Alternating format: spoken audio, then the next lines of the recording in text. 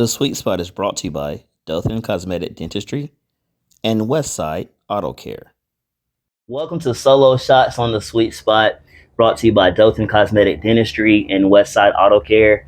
I'm your host, Corey Bradley. Today, I'm joined by a member of Wicksburg's first ever volleyball team that made it to state, and softball team, first ever softball team in Wicksburg history to win a state softball title. Yep. She plays outfielder, catcher, wherever you need her to be. She is versatile and she can get it done. Today, joining with me, Wicksburg alum, getting ready to attend Wallace Community College, Lana Carpenter. Lana, welcome to the Sweet Spot. I'm glad to be here. You know, you see you got the Wicksburg shirt on. I do. I had to represent. What I got to do to get a shirt? Like, I want a shirt. I could get you one. Can you, for real? Coach Cox, yep. Coach Cox, hey, Coach Cox hook me up for real. Like, I want one. I don't care if it's white, black, I'm sure he yellow. has some extras in the. Look, I've been wanting a shirt for the longest, so Coach Cox, I'm depending on you to give me a shirt. So Lana, you know, you look at your name, it's Lana. Yep. And I don't know if you remember this, but when I first met you and your family, you told me Lana Llama. I did. Lana Llama. That's how the best way to remember how to correctly pronunciate her name. Lana Llama. Do you remember telling me that? Do you remember that conversation at all? I do not remember, but I remember seeing you at Publix here every time we go. Yeah. Or when we did. But Lana Llama. I think you said it was a teacher that gave you that. It was when I was like 6 or like 5 or 6, my ballerina. Ballerina. Mm-hmm. So you were a ballerina? I was. That was a period of my life I will not go back to. Oh man, so we're getting a chance to know the person behind the player. So for a second, hold on, what happened to the ballerina days? That wasn't for you, or that was like my girly stage that was not long lived. Yeah. But I soon got into softball after that, and that was the part that will stick with me for sure. Okay. So this next segment, we'll call it On Deck with Lana Carpenter. Okay. Just a few rapid fire questions for our viewers to get a chance to know you. All right. So just whatever comes to mind, you share, and you can elaborate on it as need be, and we'll go with that. All right. Sounds good. All right. Give me your best getaway destination. I'd say my family loves to go to the mountains, like Pigeon Forge. I love the mountains. Staying in the cabin is just very relaxing. Definitely like the mountains area. Where do y'all go? We go around Pigeon Forge. We're actually going there like in 2 weeks. Okay. All right. We coming up here soon. Give me your favorite season of the year. Out of the 4 seasons in the year, what's your favorite? I gotta say summer or spring, where I'm still tan. I like to be tan because I feel like if I'm pale, I look sickly. So, definitely anytime I'm tan. Okay.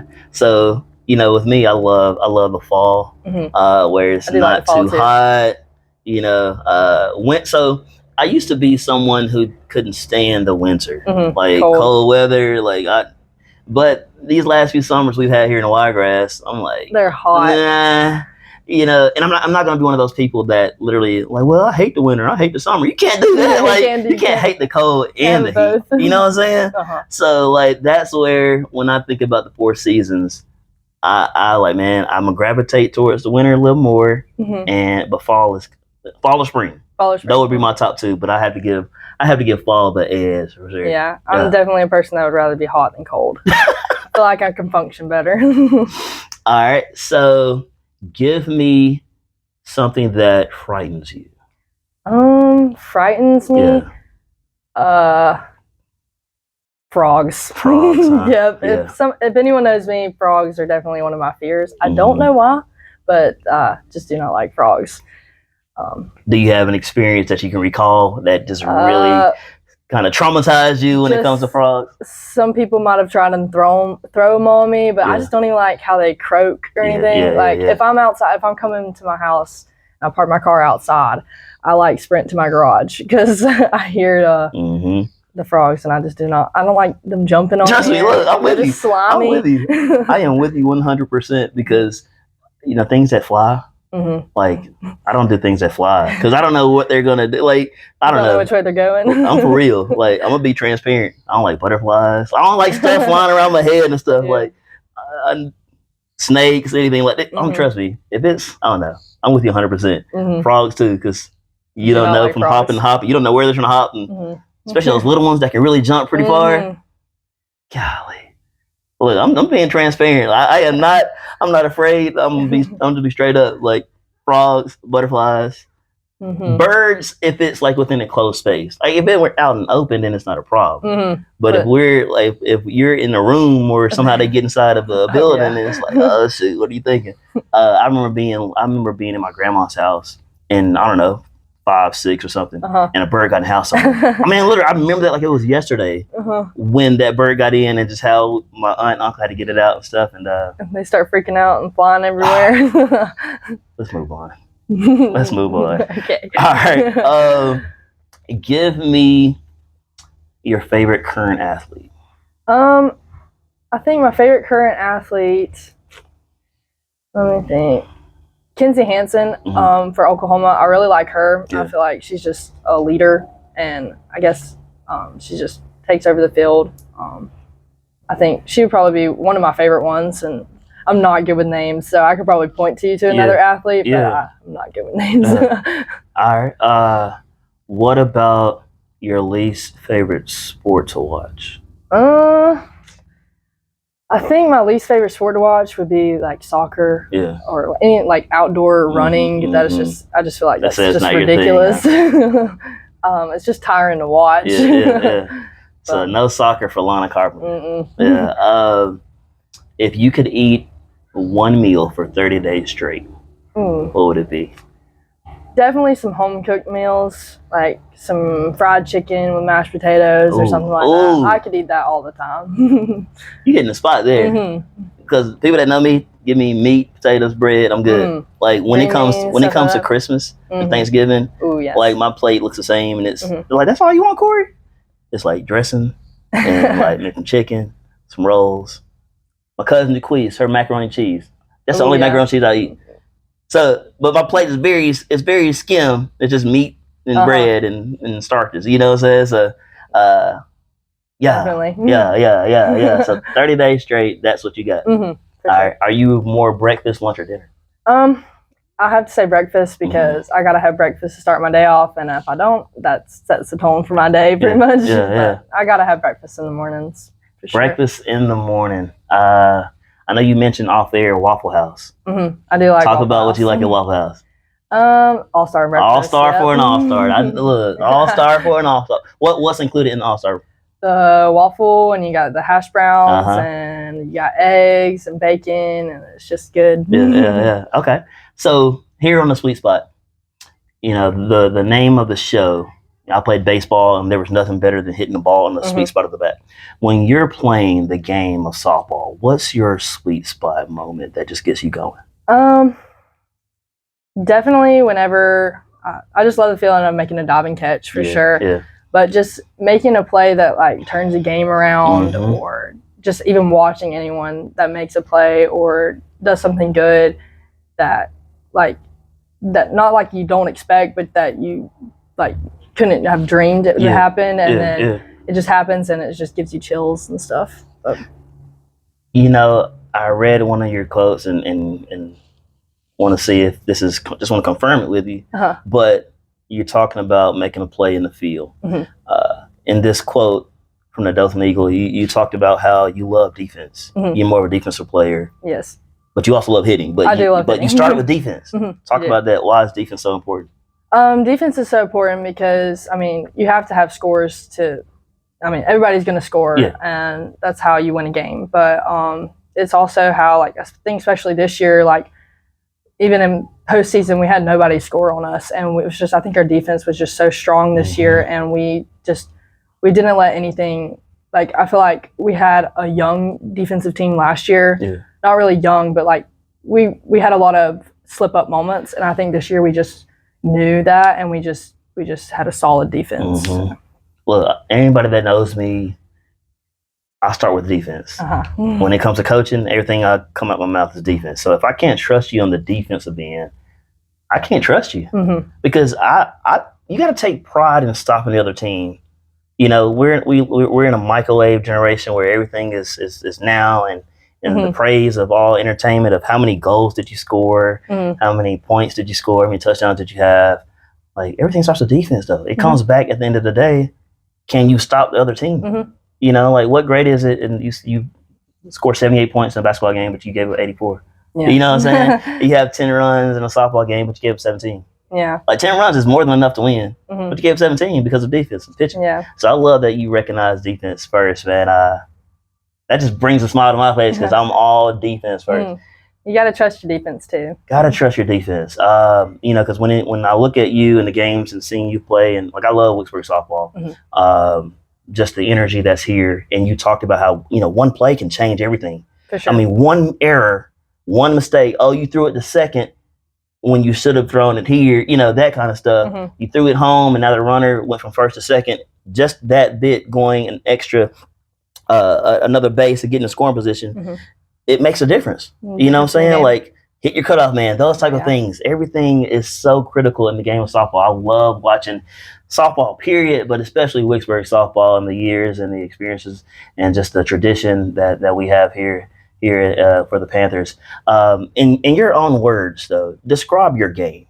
If someone hadn't seen you play, they've never watched Lana Carpenter, talk about, in your own words, your play. My favorite play to make, or just your style. Like, if you had to describe, describe Lana Carpenter, the player, what is she like? I'm definitely going to give it all out. If there's a play that can be made, I'm going to try my best to make it. I'm going to run fast as I can. Sacrifice for my team. I just love the game so much that I'm going to give it my all the time.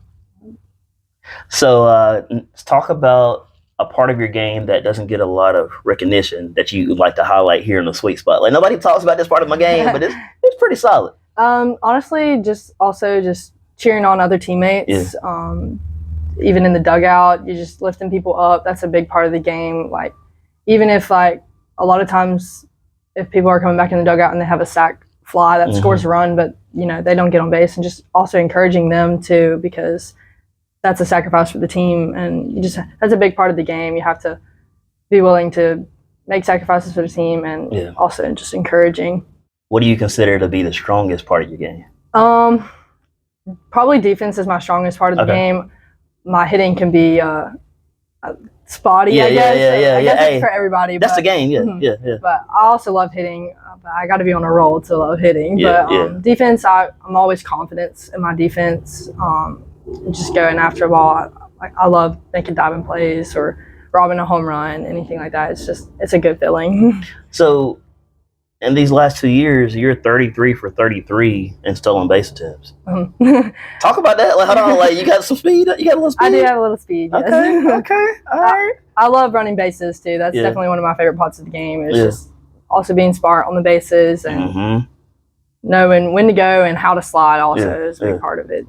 How do you feel like your game has evolved over the years? I definitely think as I've grown in the game, I've just learning from experiences, the errors you make, and growing up in the game, getting more knowledge of the game, maturing in the game. I think especially this year, I got a lot more confident in myself, and just growing as a player, and also seeing, like, even the young girls, as you grow up, you see the younger girls looking up to you, and I was once that little girl that looked up to the older girls, so that's definitely something that's changed my game. Yeah.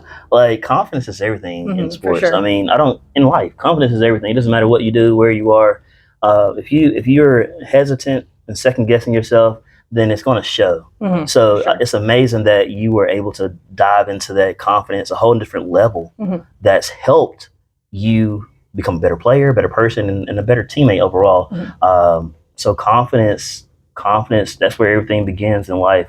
And like I said, it's regardless of what you're involved in, if you're unsure, and you've been there, you've talked about how you were one of the younger ones, and when you are, and I know I've been there too, and you're a little more hesitant, you're a little more second guessing, you know, you're always second guessing stuff, you're not really sure, you're moving a second too late because of your thinking. But once you finally reach a level of man, just letting it play, just letting it fly, instincts take over, my natural ability. That's where it really takes off. You know, Coach Cox mentioned that you're one of the more athletic players in Wicksburg this past year.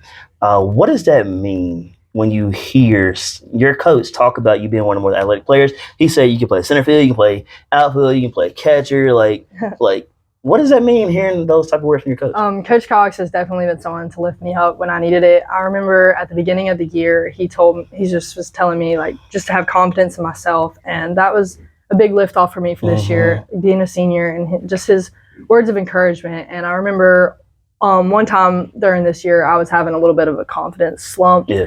Also, just the weight of being a senior in my last year, I wanted to end well. And he called me a beast mode Barbie. And that's what he beast mode Barbie. Hey, let's trademark that. Get a shirt. And that just cheered me up. He knows how to cheer me up. And he's definitely someone that's encouraging, and I'm grateful for him. For sure. To him for that.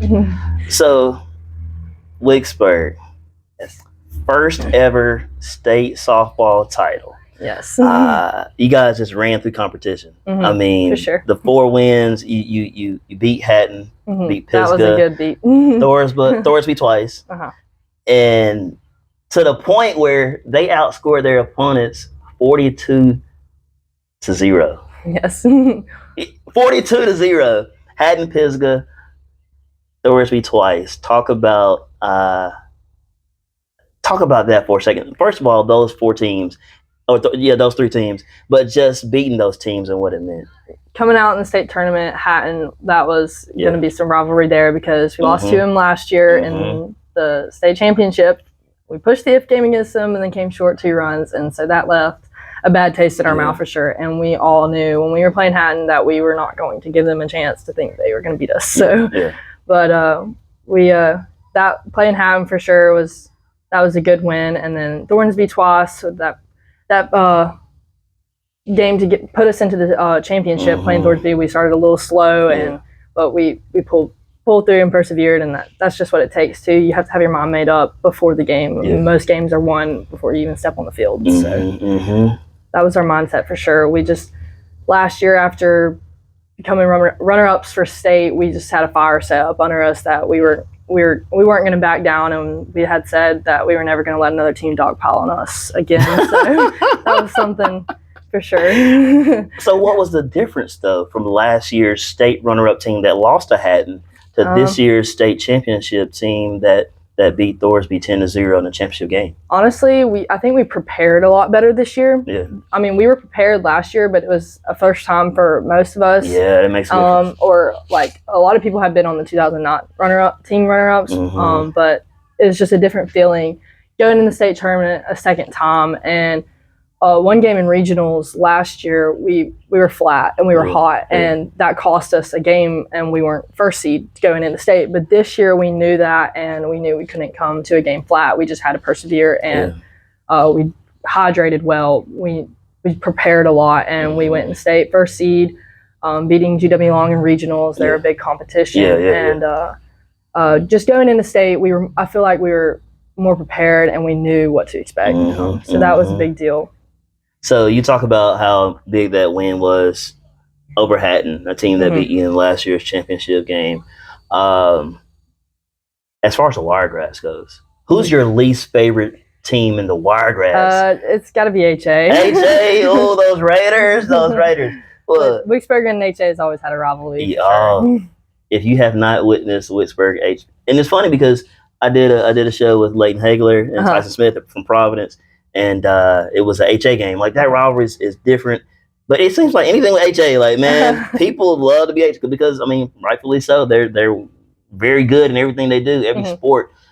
So I know Wicksburg and HA, I've heard some stories that took place prior to me coming to the Wiregrass in 2013 between Wicksburg and HA to really let me know, like, how serious this is and how further back this goes. So we'll talk about that for a second, those HA rivalry battles that y'all had. Anytime we're playing HA, there's always a different level of energy, and it doesn't matter if we're losing or if we're winning.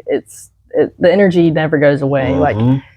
Like some teams you can be playing and there's no energy, but we always come with energy when we're playing HA, and it's just, you never want to lose to HA. It's just that's the feeling we play with when we're playing them. Yeah. I've been a part of it. I've been right here at Wicksburg when HA is coming to town, and those battles are absolutely phenomenal. Just seeing those two schools, two amazing programs get together in competition is a sight to see. So, in the fall, you'll be attending Wallace Community College, playing softball there. Your numbers this past year as a senior: 328 average, 7 home runs, 29 RBIs, 4 doubles, 10 stolen bases. Your 7 home runs was 4th in the state. Yeah. Right? Your 45 runs was also 4th in the state. Talk about the type of year that you had, and where do you feel you left off at Wicksburg, and what you're building and what you're trying to create and start with Wallace? Well, first off, I give all glory to my Lord, because I couldn't do anything without him. Yeah. But honestly, this year I just played with just my last time mentality. So I just wanted to have fun, and a lot of times I let the pressure of it being my last time weigh me down. Yeah. And I feel like I could have done better if I had just played freely, and that's definitely an advice I would give anyone playing. Just play freely, because it'll end sometime. Yeah. But I'm just grateful for the opportunity to get to play, and I'm very excited to play for Wallace. Why is Wallace the next place for you? Why is that the right choice? Were there other schools involved? Why is Wallace ultimately the spot that you were? Well, I wanted to stay close to home. Yeah. I have 2 brothers, and I love Wicksburg, and I'm wanting to stay around the community. But Wallace, it's close, and just how Coach Dews, or even Coach Russo before Coach Dews came over there, they're just very welcoming at Wallace. And I just loved the feel that they gave, and Wallace was definitely my first choice in the start, and I'm excited to start with them. Was there another school that was close that you were interested in? It was really Wallace all the way. The only other school around here is Enterprise, but I just felt like Wallace was just a good fit for me. Yeah. So Kelsey Ellenberg, right? Kelsey's going to Enterprise State. Talk about that matchup that's going to be taking place here in the coming years. It's going to be weird playing her and not being on the same team. But it'll be good memories too. Yeah. But you'll have Olivia Reynolds playing with you. Hey, shout out to Olivia. I had her sister Teresa on the Sweet Spot several years ago, and so I remember that. You'll have Olivia on your team taking the reins from softball here with the Panthers to the Governors, and talk about what it's going to be like to have her as a teammate. It'll be good to have someone I know be with me, and we can still grow memories playing softball together. Wearing a different jersey, and we'll have more bonds to grow, and that's going to be good to have someone I know playing with. When you're going to Wallace, obviously you're going to be a student athlete. But I always tell people you're a student first. A student then athlete. Yep. And we've talked about your athletic career and what you've done on the field. Let's take a second to talk about some of your accomplishments off the field, where you were class valedictorian for the Wicksburg Panthers. Talk about your academics and your mindset when you're in the classroom. Something my parents have always instilled in me is you do everything to your best ability, because you're doing everything to honor the board. And that's something that I've always had in my mindset, and just in my academics, for sure. And I'm grateful grateful the opportunity to be valedictorian. Making my speech was tough, because I'm not someone who speaks in front of people, but the Lord helped me through that, and I did not have any nerves when I was nervous, but I didn't show it when I was up there, which I'm grateful for. And everything starts with God and praying and just giving you the confidence and the peace. And, because the more you speak in front of people, the more comfortable you become. For sure. I remember being a kid, 6, 7, 8 years old, children's church. My Aunt Cleo Miller would lead children's church. And so at the end of her message, this is in front of the entire church too. So we would have children's church right in front of the entire church. She would always ask, is there anybody that wants to pray to close us out? And if nobody raised their hand, she would volunteer you. So, Corey, do you want to pray? So you want to pray? So those type of moments help build you. For sure. You know, because the more you do it, the more you speak in front of people, the more you're in those situations, it just prepares you down the road. And it's like, man, I remember back when I was nervous and didn't like to do it, and it's like now this is a lot easier than what it was before. For Wicksburg softball, we always have someone to pray us out, like if we're going to eat or on the bus before we leave for any away things. And it's normally a senior that does it. And I was the prayer this year. Wow. So that I had to get used to that and praying in front of people. But my team, they're always, I mean, they're like family. So you know, most 16-year-olds, when they reach that age, they either want a car and or a party, right? Oh yeah. You're in Oklahoma City for the 2022 Women's College World Series. Talk about that trip. You know, you mentioned your parents and the influence they've had on you in the classroom. Your parents, Joy and Anthony. Talk about that trip with your parents going to Oklahoma City and getting a chance to watch Women's College World Series at its finest. I mean, talk about that. That was memories to be made for sure. I'm very thankful that my parents took me on that trip because that will be definitely something that I remember forever. But that was just so cool to watch. Being a softball player myself, watching those girls play in the big leagues, and it was just, they're huge up there. And it was so cool to watch, and definitely something I want to experience again one day. But I loved that trip. So did you know, you were like, was this like, hey, this is what I want for my 16th party, and you knew when it was well planned and thought about? We talked about it for a while, and I knew my birthday is May 23rd, so it was the Women's College World Series is the 1st of June, so it was very close to my birthday. So we had planned it before, and so I was excited to do that. When you were there, was there a particular team you were rooting for? I think at that time it was Oklahoma. It was still Oklahoma. I mean, like, why not, right? This program's insane.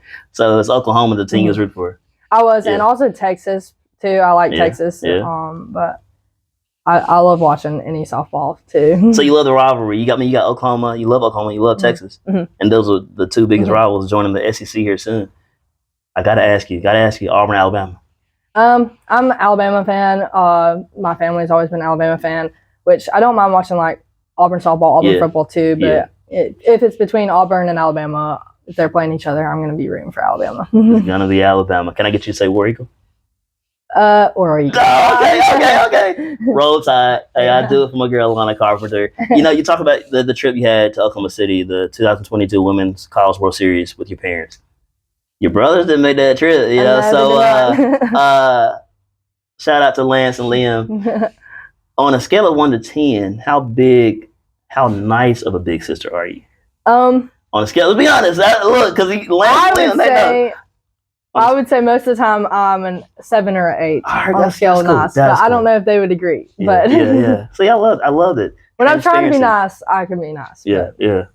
Sometimes brothers can be annoying. Oh, for sure. I in my household, I was the oldest of 3, and so my sister Renata was next.